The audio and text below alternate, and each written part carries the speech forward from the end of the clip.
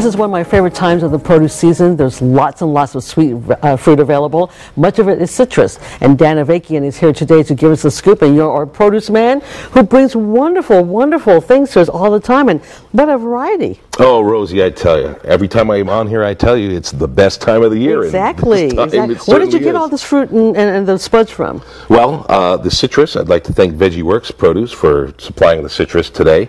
And the spuds came from Leo Catella Produce, Thumbs Up Incorporated, right here in Oakland. Wow, excellent. So let's get started, because I know that Chinese New Year's and the New Year is just around the corner. That's right. I start looking for oranges. Okay. And I want to ask you, and thank you for doing this, I want to ask you about blood oranges, because you hear so much about them in the gourmet magazines and television. Sure. And you brought down some blood oranges in case people haven't seen this. What makes this orange so special and different? It's red. Well, actually, this is the common orange in Europe, in Spain, in Italy. That is the common orange, the blood orange. It is. And that's right. There are three top varieties that you can buy in the stores. The Moro, which these varieties are, the Sanguinelli, and the Tarocco. And with the blood orange, it's interesting that the deeper red it is on the skin, the deeper red it's going to be inside. Ah, so the key is to look on the outside. That's right. So as much color as you can get. So like we have one that's kind of half red. And that's right. A little psychedelic there. Exactly. But the redder it is outside, the more red inside. That's right. And for the viewers, the taste. How does that differ from our normal navel oranges? Well, it has a little more tart. Some folks say tart. Some folks say not so tart. Kind of like a raspberry citrus mix flavor. And I know a lot of chefs use this for cooking purposes. Yes. It's great on fish and fowl and tossed in salads, as is all this citrus. Right. Is this available in a very short window of time? No, not really. Blood oranges, actually, they start coming out, the end of December, and they're with us through March, May. I've seen them as late as time's going to fly, so real quickly, what kind of things do we have over here on this side? Okay, well, we have Texas and Florida grapefruit, and that's always a real treat. That's common in the stores.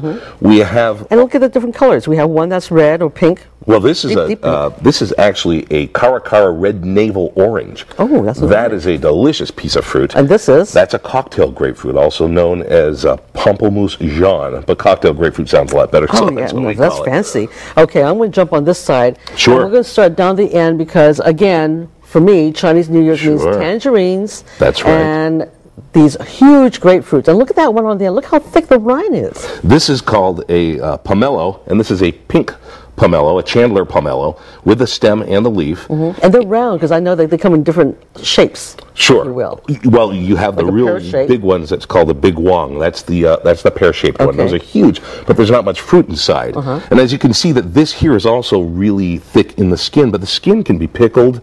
It's sautéed and used in many different foods. Really? And the actual citrus part is really, really sweet. All this thick skin, there's a reward right here. You can't beat it. All right. And we got heirloom navel oranges. These are older varieties, rootstock and buds and all that other stuff. And you have a couple kinds of tangerines. You've got page mandarins, and of course orange. That's right. And did I cut a page mandarin? Maybe I should. Maybe we should. And then we have the Satsuma mandarin, which will be with us for about another couple of weeks. You'll see those in the stores, but the farmers markets, they'll have them for quite a while because the growers pack a little bit. So is there much much taste difference between one mandarin orange and the other? Well, sure. They all have their different flavors. The Satsuma tends to be a lot sweeter. The page is a little more tart. You can smell the tartness. I like tart citrus myself. But that's me. Everybody's different. Puckering up here. Sure. Now we have Meyer lemons. These are wonderful. I started using them for the first time this year. They're beautiful. Oh, they're so absolutely delicious. But this looks like a lemon, but it's a little rounder and more kind of a light greenish yellow. That's a Palestinian sweet lime, believe it or not, and boy, is it sweet. Would you like to try it? Okay, no, not yet. Not on here in case. Okay. No. Well, hold on. If you'd like to have any questions, I want to make sure that you can get hold of Dan. He'll be happy to answer your questions. So just email him at dan@producepair.com. Dan@producepair.com, and don't forget information on all of today's guests will be found on our KTVU site, ktvu.com. Go to Community for the Bay Area People page. And just before we're out of time, we have all these kinds of spuds here. Yes, these are great. We have purple. We have... This is the hot dog potato. And boy, is that nice. Look at that. It's cut right in half. Just red on the inside. These are new kind of old varieties that have made a comeback. and they're absolutely delicious. You also have the ozette, which was brought from Peru back in the 1700s and traded with the Ozette Indians up north. Look at the beautiful shape it makes when it's cut in half. And you've got, now what are these? Yes, that's the ruby crescent with a nice yellow flesh on the inside. Then you have red thumb, which is also has a nice... And they all seem so delicate, so does one cook them differently? You can cook them differently. Chefs love these because there's all kinds of different dishes that you can do with these. Of course, that's a German butterball. I never heard of this one. You want mashed potatoes without butter or milk or anything like that, just a little bit of olive oil thrown in there, you mash those up, and I'm telling you, they're absolutely delicious. You know, one of these days we have to have Dan actually cook for us because he brings such wonderful food, and he always says it tastes great. Oh, it does, and I will cook for you. I'll cook you up a feast. Okay, well, thank you very much for joining us. Thank you for doing this. We're all going to share this as you go away. So again, don't forget information on our guest today at ktvu.com on the community page. And that's about all the time we have for today. So thank you very much for watching.